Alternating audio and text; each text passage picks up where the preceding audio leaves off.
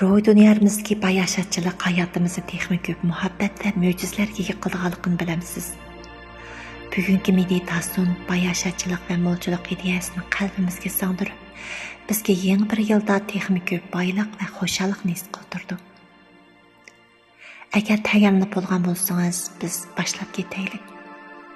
Ko'zingizni asta yuming.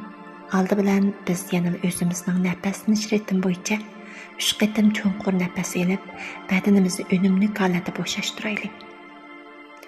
Har qitim nafas olganingizda imkon qadar nafasni cho'nqurroq sumirib, ko'krak bo'shlig'ingizga havoni to'ldirgandan keyin 2 sekund nafasni tutib turib, ondan asta-asta chiqarsangiz bo'ldi.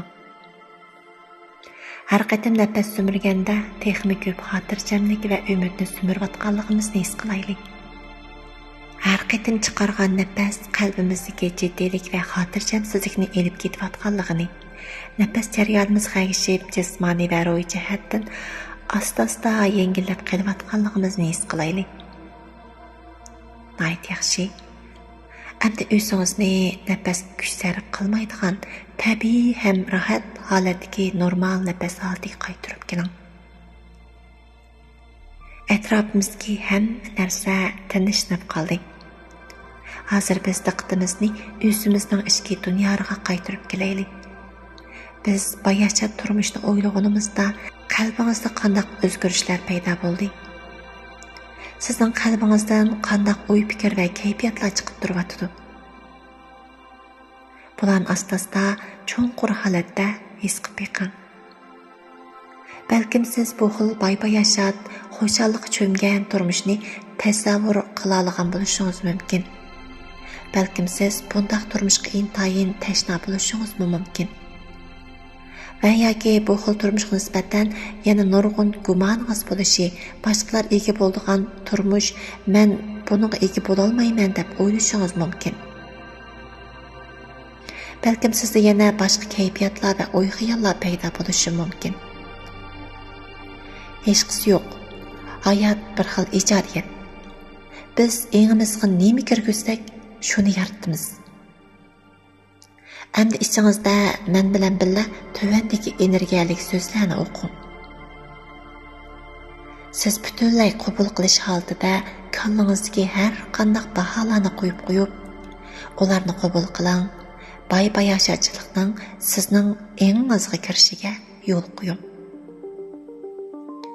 Men o'zimning bayashatchilikning manbasi. Men o'z hayotimning yaratquchisi. Men o'zimning taqdirini boshqaraman. Bugundan boshlangan har bir kun men butunlay yangi bir odamga aylandim. Mening qalbim muhabbatga to'lgan. Mening butun badanim muhabbatning energiyasi va muhabbatning nuri bilan to'lgan. Mening o'zimga bo'lgan muhabbatim barg'asiri ko'payib. Men o'zim yaxshi ko'radigan shaylarga ko'ngil bilman. Hamda ularni hayotimga jalb qilaman. Mening o'y-xayolim muhabbatni chiqish qildi hamda intayin aktiv. Mening tanlash qilish va muvaffaqiyat qozonish fursatim kundan-kunga ko'payib. Men mo'l bayashatchilikqa to'lgan dunyoda yashayapman. Men ehtiyojli bo'lgan har bir narsaga erisha olmayman.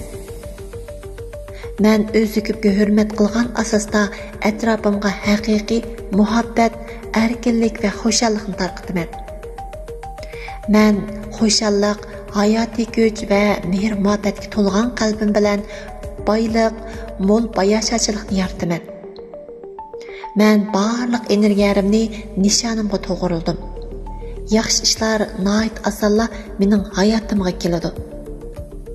Men gullanish va mo'lchilikni jalb qilaman.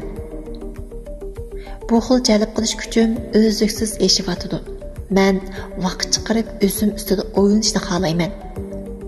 Men ichki dunyomning tevishlarini anglashni xohlayman. Men har bir ishni samimiylik bilan qilaman. Men qilgan har bir ish menga hayotiy kuch beradi va o'sib yetiltirdi. Ish qilish menga texmo yuqori manfaat elib keldi. Men har bir ishning muvaffaq vaqtda eng go'zal usul bilan yuz berdiganligiga ishonman.